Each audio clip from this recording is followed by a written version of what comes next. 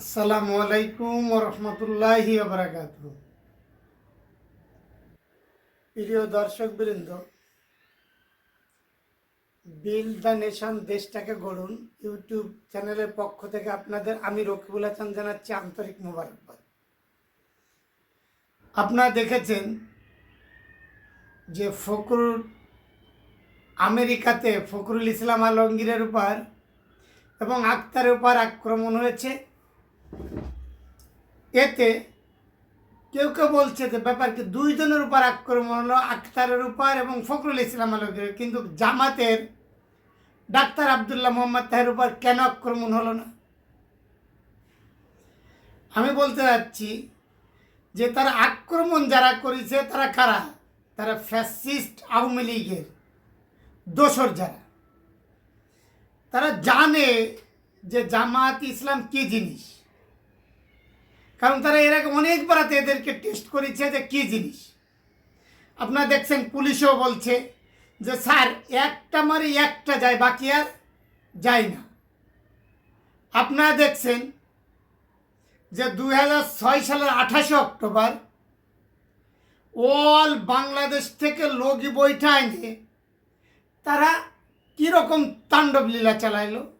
তারা ছয়টা তাজা প্রাণ মেরে ফেললো। সেখানে লগি বৈঠা দিয়ে মেরে লাশের উপর নৃত্য করলো। কিন্তু আপনারা এটাও দেখছেন যে তারা মুহুর্মুহু গুলি করে বোমা মেরে লগি বৈঠা দিয়ে তারপরে তারা পল্টন থেকে বাইতুল মুকাররমে ঢুকতে সাহস পাইছিল না। ছয়টা মারা যাওয়ার পর একটা ছেলে পেলে ওইখান থেকে সরছিল না। জামাত ইসলাম বলবেন সেই যান। আবার আপনারা দেখছেন আর একটা 28 অক্টোবর মাত্র 2 বছর আগে কি করলো, লক্ষ লক্ষ লোক হাজির হলো, অথচ কয়েকটা সাউন্ড গ্রেনেড মারার পর আর কিছুই খোঁজ নেই। আপনারা এও দেখছেন যে বলে আমরা অমুকের ঝেনা ভয় করি না, বুলেট বোমা। পুলিশে একটা বাঁশি দিলেই খোঁজ থাকে না।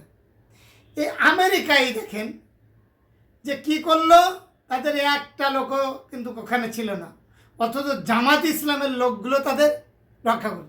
তারা এটা ভালো ভাই জানে যে জামাত ইসলামের কারোর উপর যদি আক্রমণ করা হয় তাহলে এর যে প্রতিক্রিয়া হবে সেই প্রতিক্রিয়া রক্ষা করার মতন ক্ষমতা তাদের নাই। এরা হলো কিন্তু সেই জাতি যারা একটা মরলে আর একটা মরার জন্য আগুই যায়।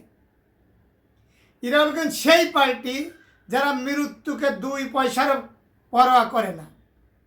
এইখানে ডাক্তার আবদুল্লাহ মোহাম্মদ তাহেরে যদি কিছু বলতে হতো তাহলে কমপক্ষে কি অনেকটা সেক্টর পার হয়ে যায় তাকে বলতে হতো।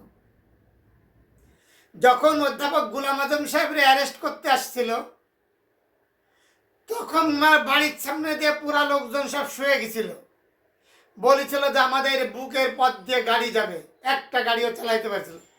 যখন অধ্যাপক গোলাম আজম সাহেব বলছিল তোমরা সবাই উঠে দাঁড়াও, আমি এদের সাথে যেতে চাই, তারপর উঠেছিল। ওতে আপনি কাদের সাথে কাদের তুলনা করতেছেন যে কেন জামাত ইসলামের লোকের পরে আক্রমণ করলো না?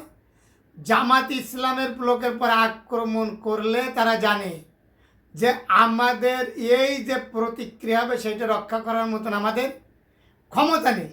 কিন্তু বিএনপির পরে হইলে কোনো সাবজেক্টই না। আপনারা এর আগেও জানেন যে আওয়ামী লীগের সেক্রেটারি জেনারেল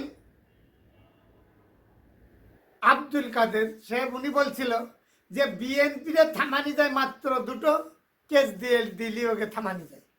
অতএব কিন্তু জামাত ইসলামরে কেস দিয়ে এবং গুলি করে লাশ করে ওদের থামানি যায় না।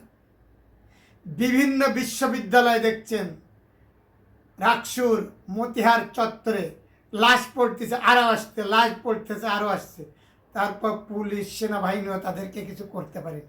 অতএব এ হলো কিন্তু তারাই যারা দেশের জন্য জীবন দিতে পারে, যারা ইসলামের জন্য জীবন দিতে পারে, যারা নেতাদের জন্য জীবন দিতে পারে, যারা সর্বোপরি আল্লাহর দিন আল্লাহর জমিনে প্রতিষ্ঠা করার জন্য জীবন দেওয়ার জন্য প্রস্তুত থাকে।